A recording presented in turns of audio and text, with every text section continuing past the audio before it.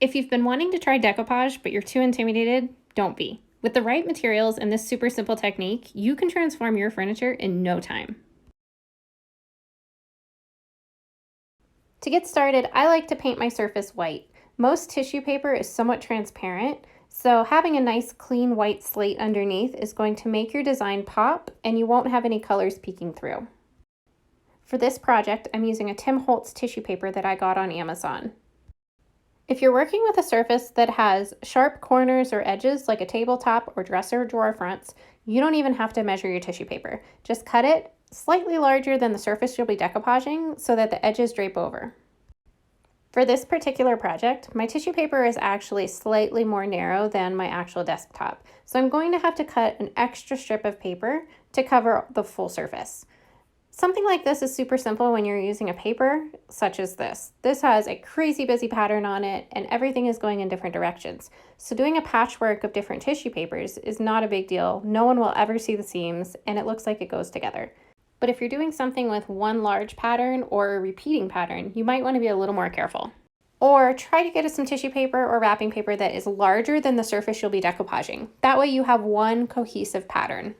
Once you've got your paper roughly cut to size, you're going to want to grab your decoupage medium. I'm using Weisel's matte varnish today in a Klingon 040. I prefer the Weisel varnish because it's made with crystal clear resin and it'll never yellow.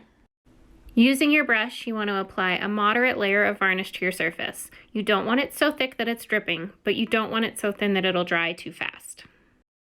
Be extra cautious in the center of your piece because that's going to be the hardest to touch up later. The edges can always be pulled back up around the corners and touched up if you need to. Try to work quickly and in small areas. That way your varnish doesn't dry before you have a chance to lay the paper down. And be sure to do one last pass in the same direction across the entire surface. That way you have a nice, even coat.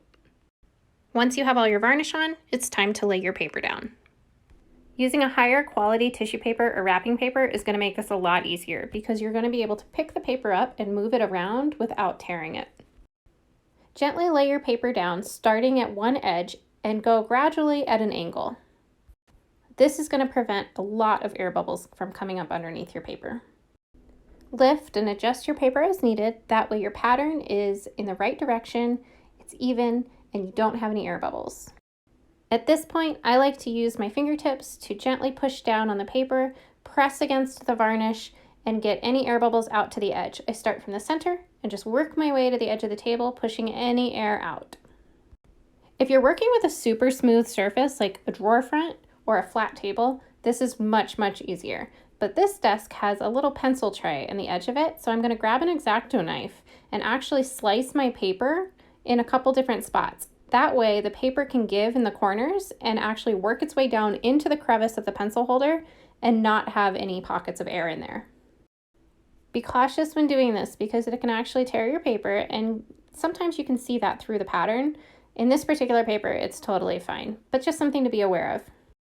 At this point, I actually prefer to get my Klingon brush back out, have it slightly dampened with the varnish, and use that to push the paper into the crevice and really lock everything in. Then I can gently use my fingertip to push out any leftover air bubbles and make sure that everything is fully covered in varnish.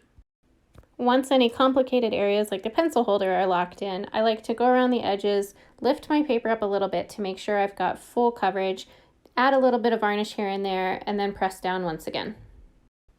I do this around the full perimeter of the piece, but be careful not to actually go over the edge with the varnish because I don't want to glue my paper down to the sides of the table. I'm only having it on the tabletop for this piece, so you have to be very cautious to not get any varnish down over the sides because you'll end up gluing your paper down. As you're double checking all the edges, you might notice that you've still got some little air pockets in those little crevices, so at this point, I'm going to go back in with my X-Acto knife and really perfect it. I decided to go ahead and slice down the majority of the pencil holder to really get varnish underneath and have the paper really hug that crevice. Now that I've got that first piece completely adhered, I'm going to go ahead and start on that little trim piece. Grab the varnish and repeat the process the same as the first time. When you're doing these small little trim pieces, you'll probably notice that they're a lot easier to apply than the large piece. They're easier to move around, easier to manipulate, and a whole lot easier to get the air bubbles out. So if you're just starting out with decoupage, I highly recommend doing a pattern where you can cut small pieces of paper and work one little piece at a time until you're really comfortable. Once I've got my entire surface covered and my paper is in the right place, all the air bubbles are gone, I go right back through and add a layer of varnish. I personally prefer to do this while the under varnish is still wet and I haven't let it sit for too long, but it's up to you. I've done both techniques. I've let it dry for a day and then come back to do my top coat. Either way is totally fine. This just saves me a whole lot of time. I'm just careful to do one even coat of varnish across the entire surface and then I let it completely dry.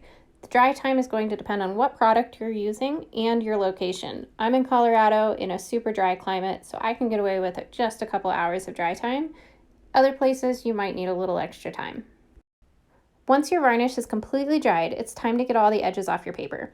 Grab a medium grit sanding sponge, I like this one from 3M, and start working from the top downward. Be cautious to not go back and forth with your sanding block. You want to go from top to bottom, right over the sharp edge in one smooth direction.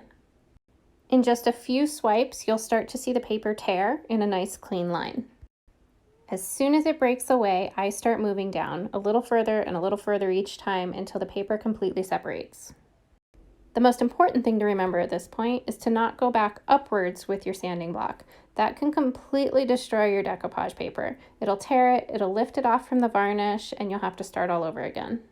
Now you're going to want to go ahead and sand around the entire perimeter. If you have any areas where you've actually glued the paper to the side of your furniture, you can go ahead and sand a little bit on the edge and it'll take the paper right off. One thing that I've found helps protect my paint from the sanding process is to varnish ahead of time. I like to paint my piece of furniture and then do 2 full coats of varnish so that my paint is fully protected. Then, when I'm doing my decoupage process, if I have any areas where I have to sand over my painted surface, I'm not worried that I'm going to scratch my paint. If you didn't varnish ahead of time, or you did and you still managed to go straight through the varnish and you messed up your paint, you can always go back and touch it up.